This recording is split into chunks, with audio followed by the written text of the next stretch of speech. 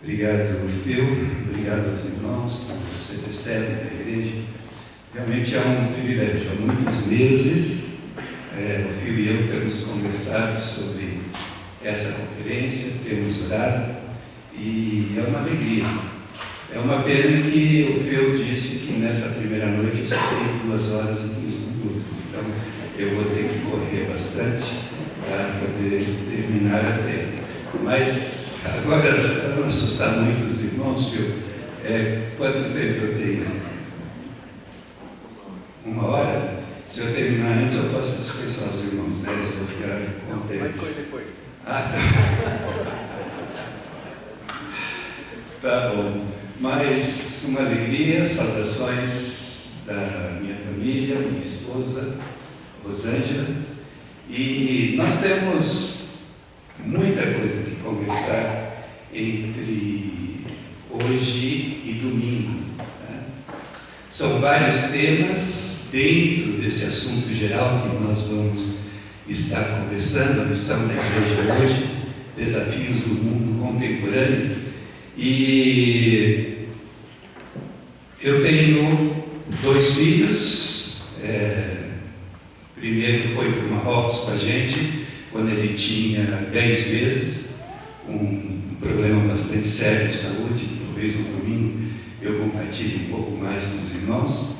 E depois lá nasceu minha filha, Priscila. Então nós temos uma filha marroquina e toda a família tem uma paixão muito grande pelo Marrocos. Depois passamos 8 anos no sul da Espanha, sempre envolvidos com ministérios relacionados ao mundo muçulmano, e em 2 etapas diferentes passamos 4 anos no melhor país do mundo, Inglaterra, e para mim foi realmente uma grande alegria. A hora que o Phil for fazer alguma coisa lá fora, vocês me avisam, porque daí eu conto toda a história para vocês. Mas é óbvio que nós, quando falamos de missões, pelo menos tradicionalmente, e vocês vão ter que ter paciência até minha voz esquentar, porque até 2 dias atrás eu não tinha, mas agora começou a desenvolver, eu tenho asma alérgica, então já estou me cuidando e acho que até domingo eu aguento sem problemas. Mas normalmente quando nós falamos de missões, a primeira coisa que vem, vamos ver se nosso slide vai funcionar, parece que sim. A primeira coisa que vem à nossa mente é missões transculturais. E é normal, né? Quando nós olhamos, que nós vamos ver daqui a pouco, a grande comissão, nós vemos uma ordem muito clara, muito óbvia do Senhor Jesus, de que nós temos que ir por todo mundo. E foi por isso que, ainda bastante jovem, eu tinha de 19 para 20 anos de idade, o Senhor abriu as portas para que eu passasse 3 anos a bordo do navio Doulos, que alguns de vocês devem ter escutado falar, da missão Operação Mobilização, também conhecido por OM, que foi onde eu comecei o meu treinamento bíblico, prático, missionário. E foi estando a bordo do navio Doulos que Deus colocou um chamado muito forte no meu coração, primeiramente pelo Marrocos, pelos muçulmanos, porque eram e continuam sendo o maior desafio em termos numéricos para a evangelização mundial. E eu passei 3 anos, minha noiva na época, hoje minha esposa, passou 1 ano quando regressamos ao Brasil, depois nos casamos logo em seguida, e 2 anos depois, com o nosso filho que tinha acabado de nascer, nós fomos para o Marrocos. E a nossa experiência missionária, estamos falando dos anos 80, experiência missionária transcultural, começou de uma maneira típica, porque tradicionalmente, quando você tem um missionário na sua igreja, e os irmãos que estão gravando, quando eu sair aqui do espaço que a câmera me alcança, vocês, por favor, me avisem. Mas quando nós falamos de missões e você traz um missionário para falar sobre missões, normalmente nós missionários chegamos com algumas histórias que normalmente são emocionantes, que faz você chorar, que faz você rir. E eu me lembro, para não perder o costume, né? Então vamos manter essa linha por enquanto. Eu me lembro que quando nós chegamos no Marrocos, 25, 26 anos de idade, e nós tínhamos que nos adaptar àquela cultura, onde 99,9% da população era muçulmana, agora é só 99,7%, então realmente está modificando e é um desafio para você colocar diante do Senhor. E nós tínhamos que nos adaptar a essa nova cultura e nos colocaram num treinamento missionário em que desde a primeira semana que nós estávamos no Marrocos, não falávamos absolutamente nada de árabe, que é o idioma local, nos colocaram para vivermos com uma família muçulmana. Então, minha esposa vestida com o traje típico, que obviamente ela tinha que vestir para ser respeitada, tanto pelos homens como pelas mulheres. Eu colocando aquela roupa típica também. Eu nunca tinha andado de longo. No meu treinamento missionário, eles não ensinavam a gente a andar de longo. E daí, a primeira vez que eu fui subir na escada de um ônibus, eu quase entrei de cabeça dentro do ônibus. Mas, claro, eu não coloquei isso na minha carta de oração, porque ia ficar bastante chato. Mas vivendo com as famílias muçulmanas, eles sabendo que nós éramos cristãos, nós tínhamos que ter uma história, e obviamente uma história que fosse verdadeira. Então, como é que eu explicava para os meus amigos marroquinos, para aquela família muçulmana com a qual nós estávamos vivendo, por que nós estávamos ali, sendo eu um homem casado que precisava sustentar a minha família? E nós estávamos ali porque eu ia abrir uma empresa de exportação de tapetes marroquinos, são especialistas nisso, e eu compraria os tapetes marroquinos e exportaria para a Alemanha e para a Suíça.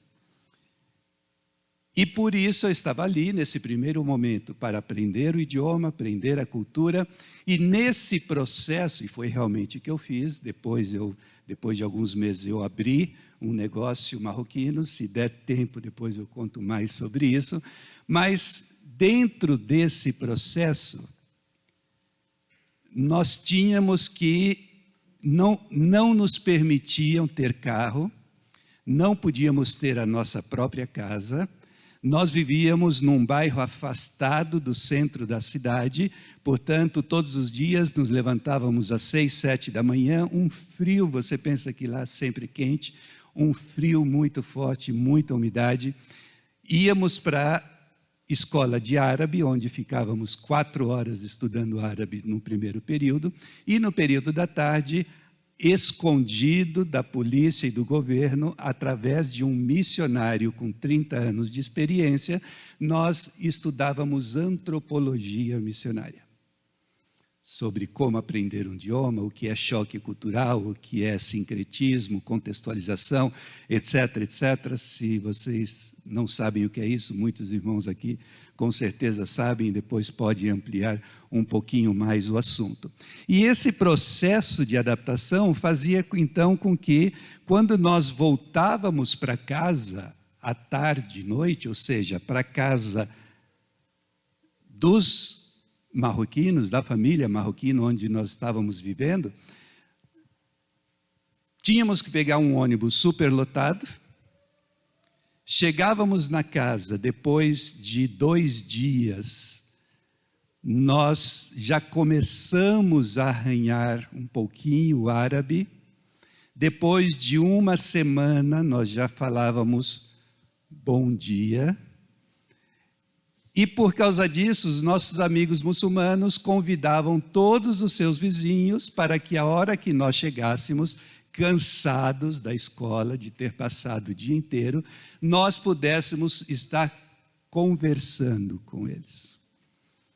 Os homens na sala, as mulheres na cozinha. Na hora da comida, traziam a comida para os homens, Nós comíamos tudo que tínhamos direito e o que não tínhamos direito, e aquilo que sobrasse, eles levavam para minha esposa e as demais mulheres que estavam lá na cozinha. E chegava num momento, assim, tipo 10 horas da noite, que a gente já não aguentava mais. E eu falava, vou fugir aqui dessa sala, vou falar que eu preciso estudar, e precisava realmente. E aí, na primeira vez que eu tentei fazer isso, eu me levantei e expliquei para os meus amigos, eu tenho que ir para o meu quarto porque eu vou estudar, pensando que logo depois minha esposa viria também, e eles me falaram, ah, que legal, nós vamos com você.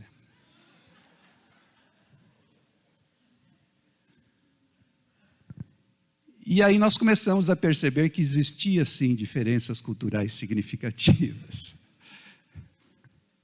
Conceito de como tratar homem e mulher. Conceito de vestimenta. A comida nós comíamos com a mão, não havia faca, nem colher, nem nada disso. A água nós tomávamos, e na primeira vez eu não sabia, eu fui o quinto a pedir água, e todos os outros já tinham tomado água no mesmo copo, que estava todo babado, e ali eu não podia deixar de tomar, porque eu estaria mostrando rejeição à cultura. Irmãos, não se preocupem, porque eu vou contar agora, nós já não fazemos isso, tá bom? Mas quando nós vivíamos com uma família muçulmana, nós tomávamos banho uma vez por semana. Agora já estamos tomando 2, então já melhorou bastante. E a casa não tinha chuveiro, nem banheiro, nada disso. Uma vez por semana, tinha o dia que a mulher tomava banho, então minha esposa ia num lugar de tomar banho para mulheres, numa das ruas da cidade, e depois o homem ia no seu dia para tomar banho. E aí você entra numa sala quente e começa a suar. E essa coisa de choque cultural, né? Eu já estava que não aguentava mais com todas aquelas diferenças.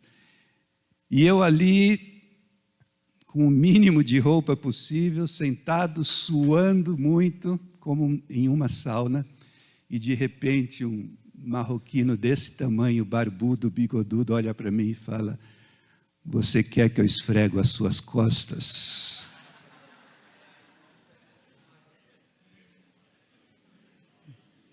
Gente, eu gelei.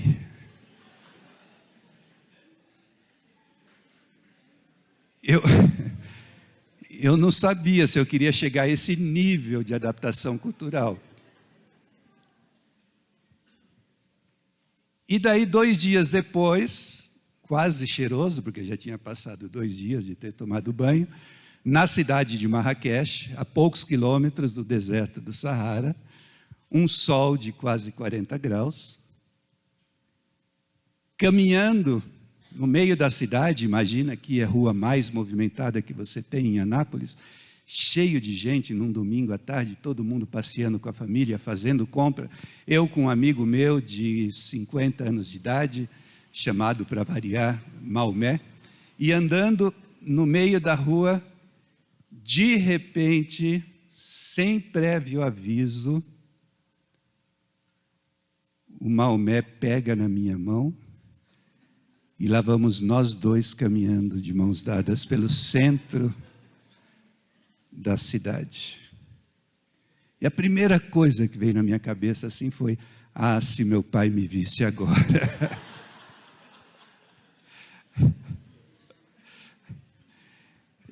Ele ia falar tanto trabalho para, olha só que...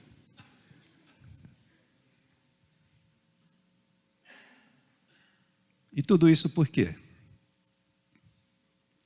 Porque nós vemos em João capítulo 1, versículo 14, que o próprio Verbo, o próprio Deus, se fez carne e tabernaculou, armou uma tenda, viveu entre nós, para que hoje Anápolis tivesse quase 30% de evangélicos.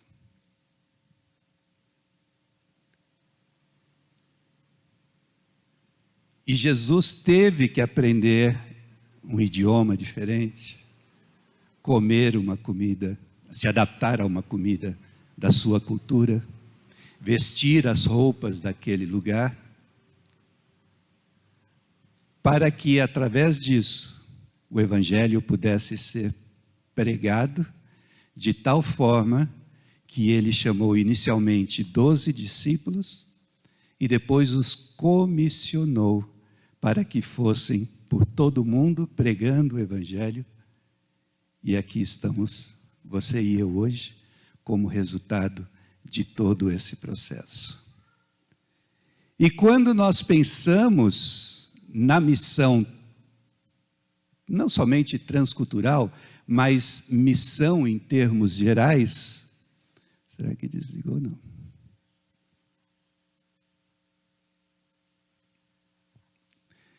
Numa conferência que os irmãos anglicanos tiveram há já algumas décadas, eles definiram quais são as 5 marcas da missão. E é muito interessante que eles começaram nessa ordem. As 5 marcas da missão e que emanam da grande comissão, que nós leremos daqui a pouco. Por isso, Rosângela e eu e nosso filho fomos para o Marrocos. Começa justamente com esses 2 aspectos que são absolutamente básicos quando nós vamos falar de missão, principalmente num tema com a missão da igreja hoje. Não há como ignorar que para aquilo que Deus espera de nós e que tem a ver com os desafios de uma sociedade contemporânea, estão relacionados com evangelismo e com o ensino. E obviamente você e eu sabemos que a base bíblica para isso, que é, vamos dizer assim, uma das bases bíblicas que nós temos, é justamente a grande comissão de Mateus, capítulo 28, versículos 18 a 20, e vocês me avisam, acho que vai ser melhor trocar você mesmo aí de trás, pode ser? Tá bom, porque senão eu vou ficar preocupado se mudou ou não mudou. Então, quando nós pensamos numa base bíblica, nós poderíamos começar por outro lado, mas está absolutamente correto começarmos por Mateus capítulo 28, versículos 18 a 20, onde nós vemos Jesus num momento extremamente importante, onde ele estava para ascender aos céus, e ele diz: toda autoridade me foi dada no céu e na terra, ide, portanto, fazei discípulos de todas as nações, batizando-os em nome do Pai e do Filho e do Espírito Santo, ensinando-os a guardar todas as coisas que vos tenho ordenado, e eis que eu estou com vocês todos os dias até a consumação do século. Então, nós vemos que, e normalmente passa desapercebido, que Jesus começa falando sobre o senhorio que o próprio Deus Pai lhe entregou.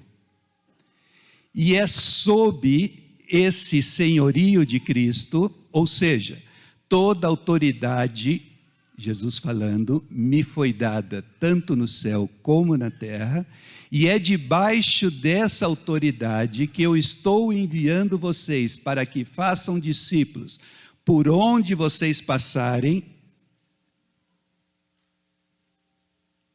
E como parte importante desse processo de fazer discípulo, não é possível fazer discípulo sem discipular, o que pressupõe evangelizar. Isso deve ser feito em todo o mundo, batizando e ensinando. Sobre o ensinando nós vamos conversar um pouco mais amanhã cedo. Mas será que quando nós falamos dos desafios da missão de hoje, Será que nós devemos realmente, apesar de podermos fazer isso, e vamos usar essa passagem várias vezes nos próximos dias, será que nós devemos começar, ou será que a história bíblica da missão da igreja começa no livro de Mateus? E nós sabemos que não. Nós demos um pulo aí de vários séculos, porque a história não haveria necessidade de missão se não houvéssemos pecado. Não haveria necessidade de missão se depois daquele mundo perfeito que Deus criou e olhou e disse: tudo é muito bom. Mas daí o ser humano estragou tudo e nós temos o começo dessa saga em Gênesis 3, quando Adão e Eva pecaram com consequências nefastas até o dia de hoje. Ou seja, nós poderíamos dizer, sem nenhuma sombra de dúvida, que para entendermos o problema que precisa ser solucionado quando nós estamos enviando para evangelizar, discipular até os confins da terra, nós devemos entender que existe uma doença.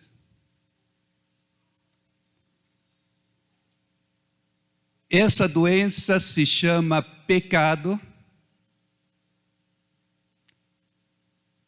E a solução se chama Jesus Cristo e seu sacrifício na cruz pelos meus pecados e pelos pecados de toda a humanidade. E aí é como se, nesse momento em que Adão e Eva decidiram desobedecer, é como se a genética da alma tivesse sido alterada, é como se houvesse uma transmissão genética, é como se um vírus tivesse afetado toda a raça humana e o resultado desse vírus, dessa doença, é a morte eterna, é a separação eterna de Deus. Ou seja, um pecou, todos pecaram, diz a palavra de Deus. Agora, um dos problemas que você e eu enfrentamos como cristãos do século 21 e pensamos e tentamos entender na presença do Senhor qual é a nossa parte dentro dessa missão, um dos problemas que nós estamos enfrentando é que, basicamente, não estamos falando do pecado, não estamos falando de que Jesus é a única solução para esse problema, e não estamos falando ou chamando o pecado pelo nome. Nós estamos, infelizmente, como cristãos brasileiros, e não somente no Brasil, trazendo e ensinando perspectivas superficiais sobre o que é o pecado, e, portanto, a gente não entende a profundidade do problema, nem a extensão e a urgência da missão de fazermos discípulos de todas as nações. O pecado não é somente erro ou fraqueza, que é muitas vezes os sinônimos que nós damos para a palavra pecado. Na verdade, é perversidade moral, é mal social, a mente afeta a mente e as afeições, e alguém disse que o pecado é o homem confrontando Deus em um estado de descrença racional, ou talvez até irracional, em desobediência por vontade própria, em um descarado amor próprio, autodeterminação, autorredenção e adoração de si mesmo.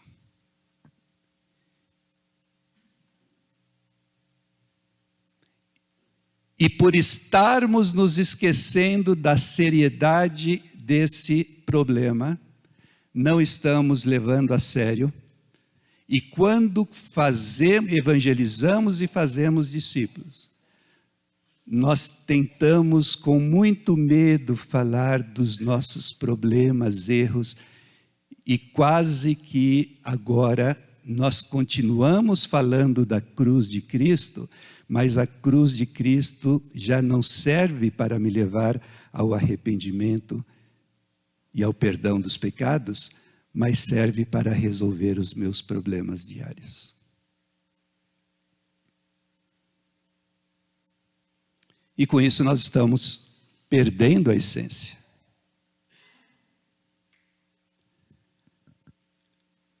Mas, graças a Deus que tem um mais.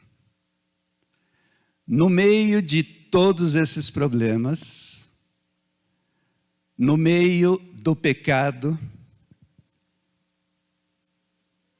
nós vemos na passagem que já foi lida essa noite, aquilo que talvez nós pudéssemos chamar, nós vimos que a doença se chama pecado, o remédio, a cura, se chama Jesus Cristo, mas o fato é que o pecado do ser humano afetou profundamente a nossa alma e todos a partir de então já nasceram pecadores,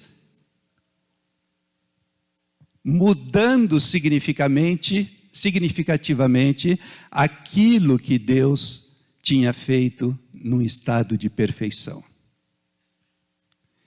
E aí, graças a Deus, nós temos Gênesis capítulo 12, onde eu costumo dizer que Deus começa a mostrar para os seus seguidores, aqueles que o temem lá no Antigo Testamento, qual é o seu plano estratégico para resolver a bagunça que nós fizemos.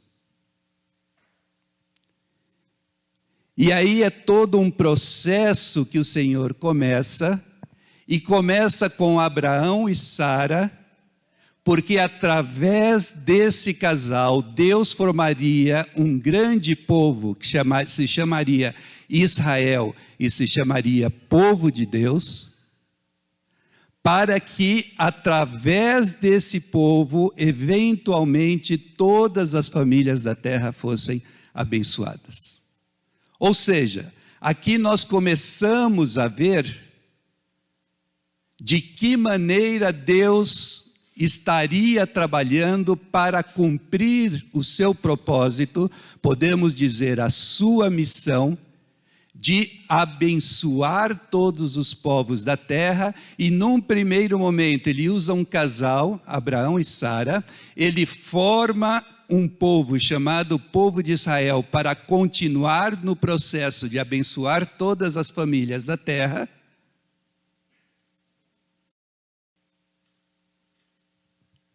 E logo depois do último versículo que o Phil leu, tinha ali algo muito interessante. Tinha Abraão 75 anos de idade quando Deus o chamou. O chamado é para jovens e para não tão jovens. Como eu já entrei naquela idade, eu não vou chamar de velho, porque vamos evitar essa palavra. Mas Deus, no seu plano estratégico, poderia sim ter chamado um jovem, mas chamou um casal de 70 e tantos anos de idade, para que ele começasse o processo de resolver o que tinha acontecido no Jardim do Éden. E daí nós vemos nesse processo, à medida que nós caminhamos pelo Antigo Testamento, algo que já mais ou menos anunciava aquilo que Jesus estaria dizendo no capítulo 28 de Mateus, falando que todos os povos da terra seriam abençoados ou escutariam. Nós vemos no Salmo 22, 27, todos os confins da terra se lembrarão e se voltarão para o Senhor, e todas as famílias das nações se prostrarão diante dele. E aí um versículo que eu gosto muito, e provavelmente alguns de vocês também, Abacuque 2,14, mas a terra, olha só que promessa, a terra se encherá do conhecimento da glória do Senhor, como as águas enchem o mar. A terra se encherá do conhecimento do Senhor, assim como as águas cobrem o mar. Isso é promessa de Deus. E apesar de que às vezes nós tentamos atrapalhar, Ele vai cumprir esse propósito. E na verdade, nós temos que entender que Ele já está cumprindo esse propósito, porque quando nós vemos que Jesus, em Mateus 28, 18 a 20, está dando essa ordem de que devemos ir e pregar, fazer discípulo de todas as nações, o que está implícito a necessidade do evangelismo, de proclamar um evangelho de perdão dos pecados, em certa medida, a igreja foi fiel. E nós podemos ver um mover de Deus em diferentes partes do mundo como resultado da obediência dos discípulos, que inclui a cada um de nós, de proclamarmos as boas novas até os confins da terra. E quando nós olhamos nas estatísticas, que é resultado do sacrifício de muitos missionários e missionárias ao redor do mundo, hoje, a cada segundo, o número global de cristãos aumenta em cerca de uma pessoa. A cada hora, o número global de cristãos aumenta em cerca de 3.000 pessoas. Todos os anos, o número global de cristãos aumenta em cerca de 27 milhões de pessoas. Seria possível pôr o PowerPoint que mostra isso? Obrigado.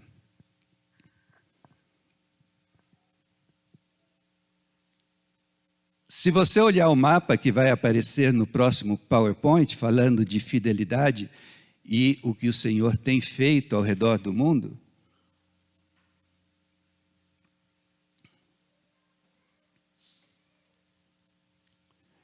cada ponto azul, podemos voltar ao mapa que você vê, e alguns estão tão perto um do outro, que não dá para distinguir.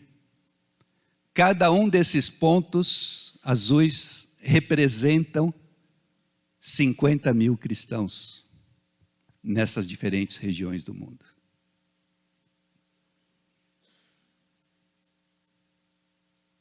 E é impressionante ver isso. O cristianismo está em todos os continentes.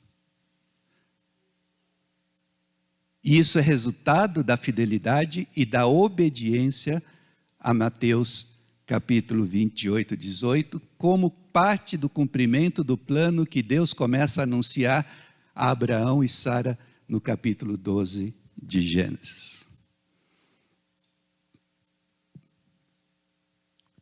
E a igreja está crescendo em regiões onde normalmente nós nem imaginaríamos. Veja só essa lista. Nos últimos 100 anos, ou quase, Burkina Faso, Chad, Nepal, Burundi, olha a porcentagem de crescimento da igreja. Nos últimos 10 anos, a maior porcentagem está no Afeganistão, um dos lugares mais problemáticos do mundo.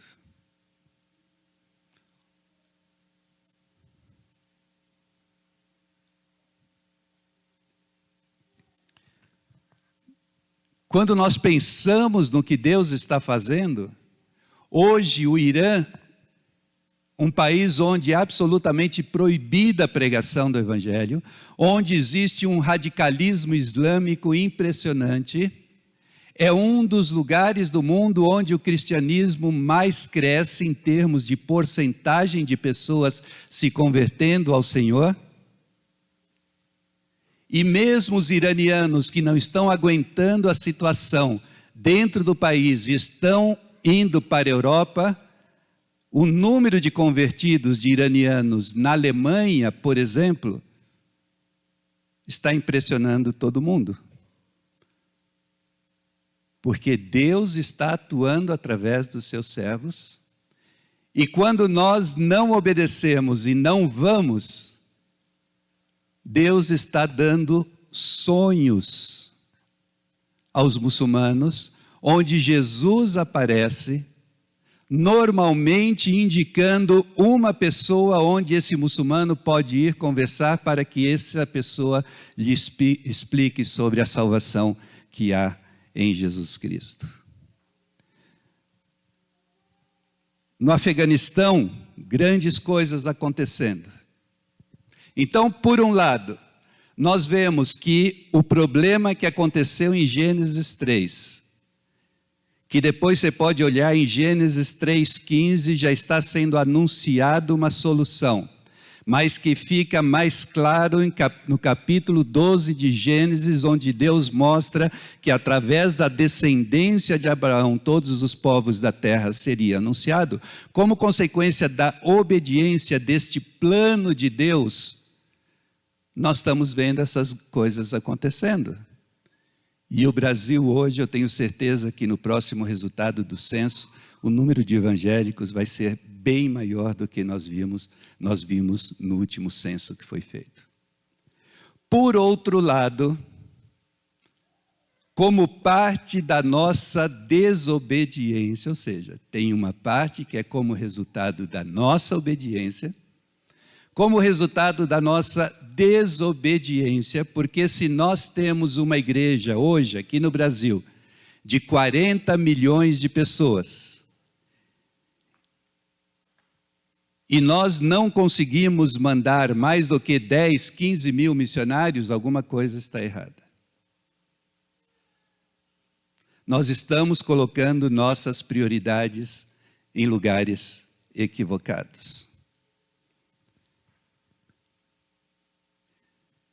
Ainda hoje já aumentou em 1 bilhão de pessoas a informação que está nesse slide. Existem 40% de pessoas não cristãs ao redor do mundo que já escutaram o Evangelho, mas existe ainda 30% que nunca tiveram nenhum acesso ao Evangelho. E se nós comparamos o mapa que vem a seguir, todos aqueles pontos azuis são os lugares onde cada ponto azul representa 50 mil cristãos e cada ponto vermelho representa 50 mil não cristãos. Olha só a situação da Índia. Olha só o desafio da China, desculpa. Olha só o desafio da África do Norte. Todos esses lugares possuem milhares de grupos étnicos. Então, apesar de nós podermos dizer que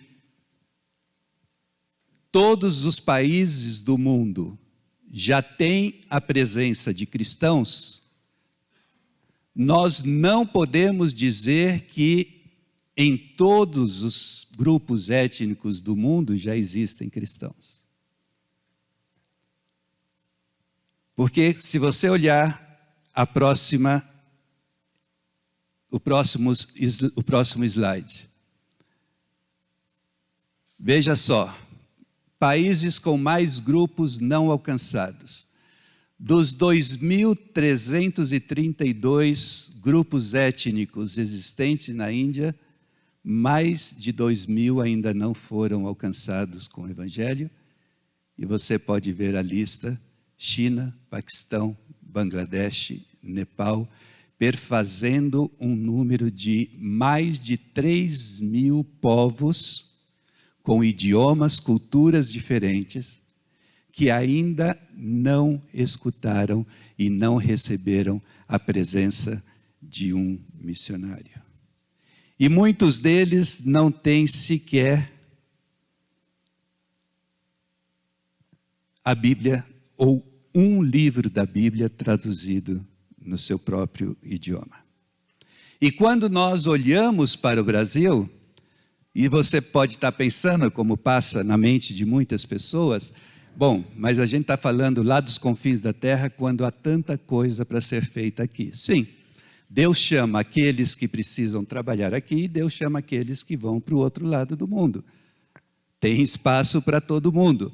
E quando nós pensamos nos 7 segmentos menos evangelizados no Brasil, nós estamos falando de indígenas, ribeirinhos, ciganos, sertanejos, quilombolas, imigrantes e surdos.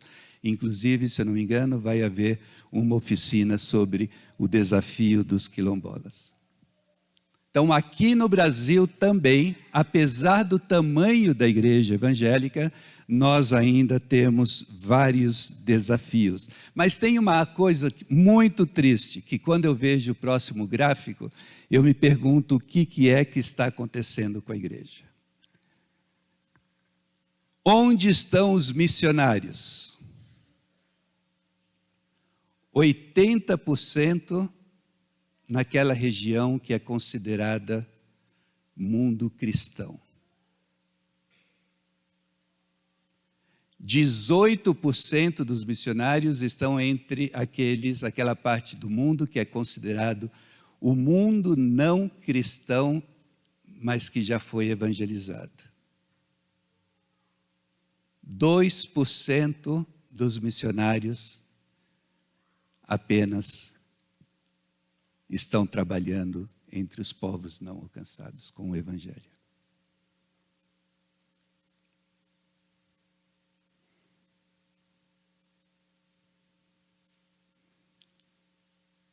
E além dessa terminologia de povos não alcançados, ou seja, pode até ser que haja um missionário ou uma equipe de missionários trabalhando entre um determinado povo, porém não tem ainda nem sequer 1 ou 2% de cristãos naquele povo, existe uma outra terminologia, diferentemente de povos não alcançados, existe uma outra terminologia que tem sido usada falando de povos não engajados, que é o próximo slide.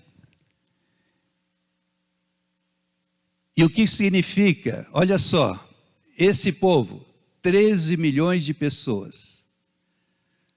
A diferença entre povos não alcançados e povos não engajados é que os povos não alcançados os povos não alcançados pode ser que já tenha missionários trabalhando entre eles, mas o número de cristãos ainda é muito pequeno. E os não engajados, como esse na Índia, que tem 13 milhões de pessoas, não tem sequer um missionário trabalhando entre eles.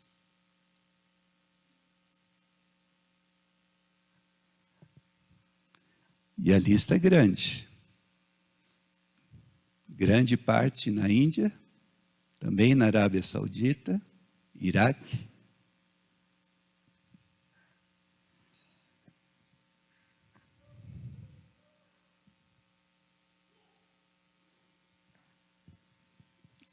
E eu acho que agora vem o mais triste ainda. Próximo gráfico. Onde o dinheiro em missões está sendo gasto pelas igrejas?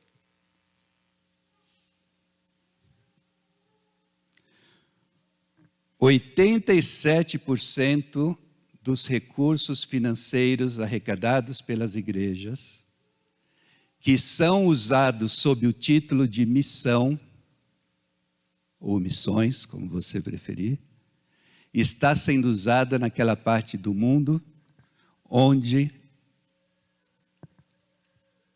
se costuma chamar de mundo cristão, ou onde já foram evangelizados. E apenas de cada 10 reais que você dá para a missão, um chega para apoiar algum missionário que está trabalhando em um povo ainda não alcançado com o Evangelho.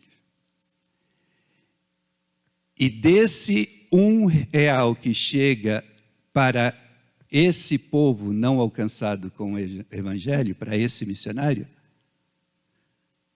pelo menos 50 centavos é usada em atividades não evangelísticas, que não estão necessariamente preocupadas em proclamar o Evangelho entre aqueles cujo Evangelho nunca foi proclamado.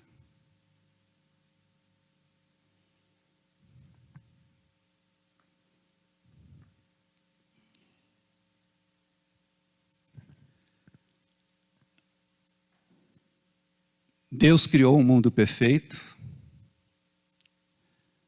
Capítulo 3 de Gênesis, nós vemos que nós, seres humanos, pisamos na bola. Capítulo 12 de Gênesis, nós começamos a ver qual era o plano de Deus e qual era a missão de Deus, que era fazer com que todas as famílias da terra fossem abençoadas. Como eu disse, arrumar a bagunça que nós fizemos em Gênesis capítulo 3. Para isso ele chamou um casal, depois ele chamou e comissionou um povo, daí ele enviou o seu filho, que soprou sobre os seus discípulos o Espírito Santo e comissionou a igreja para que, Mateus 28, 18 a 20, fosse fazer discípulos até os confins da terra. E em parte pela misericórdia de Deus, você e eu estamos aqui hoje porque isso está sendo feito. Mas em parte, nós continuamos tendo um desafio enorme, como nós vimos aqui agora. Mas como dizem por aí, comigo ou semigo,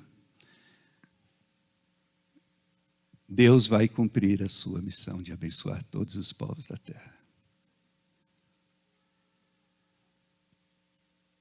Se você aceitar participar do convite que Ele está fazendo, de permitir com que você e eu participemos da missão dEle de abençoar todos os povos da terra, o privilégio é todo nosso. Se você e eu não aceitarmos este convite, Ele vai fazer do mesmo jeito.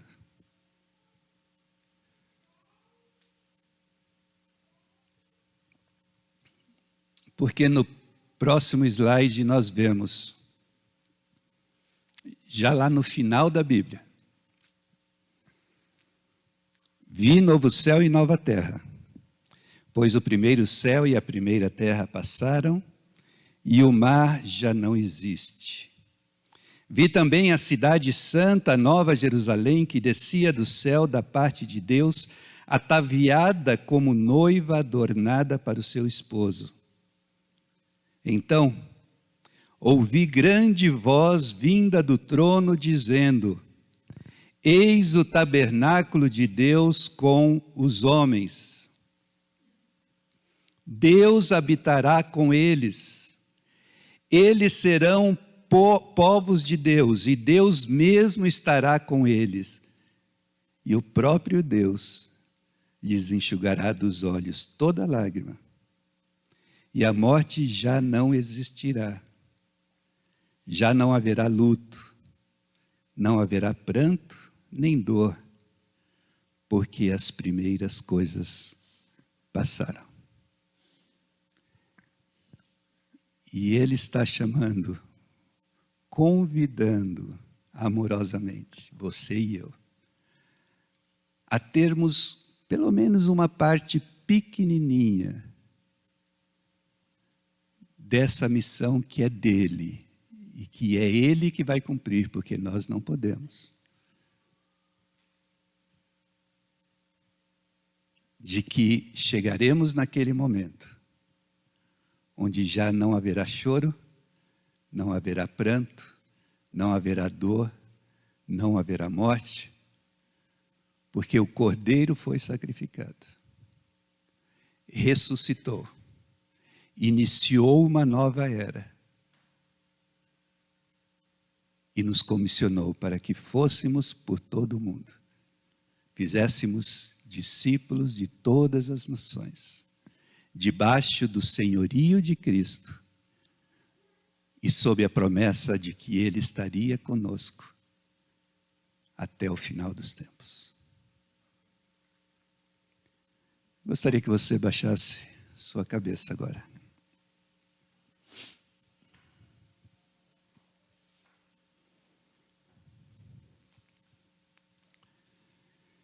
Em algum momento, nós teremos que decidir se nós estamos contentes com aquilo que nós vimos que Deus está fazendo, ou se nós aceitaremos o amável chamado, o amoroso chamado de Deus, para participar da grande missão que Ele tem, de em Cristo reconciliar todas as coisas para consigo mesmo.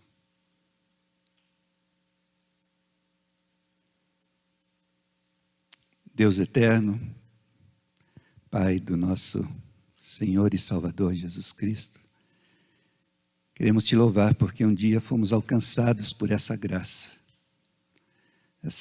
que perdoa, que renova, que restitui. E por causa disso, Tu estás dando a cada um de nós a possibilidade de participar da Tua missão de abençoar todos os povos da terra.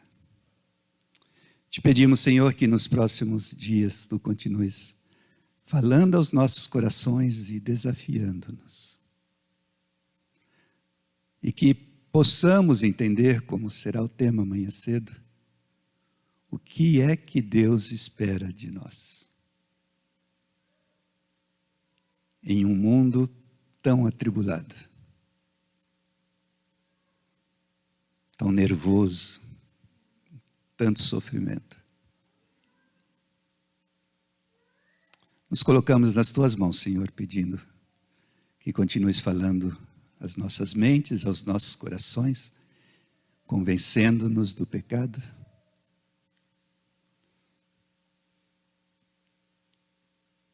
e fazendo com que possamos dizer: